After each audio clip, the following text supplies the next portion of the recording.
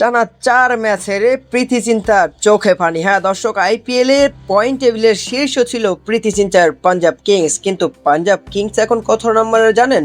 Punjab Kings এখন চতুর্থ নম্বরে। টানা 4টি ম্যাচ তারা খেলেছে। শুরুটা ভালো মতোই করেছিল আইপিএল এ পাঞ্জাব কিংস, তবে তারা দিনকে দিন যেন খেয়ে হারিয়ে বসছে, আর এইভাবেই যদি চলতে থাকে তারা প্লে অফের দৌড় থেকেও ছিটকে যেতে পারে।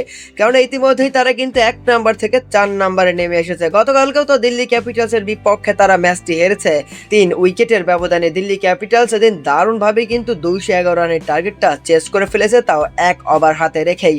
পাঞ্জাব কিংস এদিন শুরুতে ব্যাটিং করতে নেমে নির্ধারিত 20 ওভারে 210 রান দাঁড় করে হয়েছিল 5টি উইকেট হারিয়ে, যেখানে ক্যাপ্টেন সুরিয়াস আয়ার 36 বলে 59 রানে একটা ইনিংস খেলেন, ফ্রান্স আরা 33 বলে 56 রানে একটা ইনিংস খেলেন।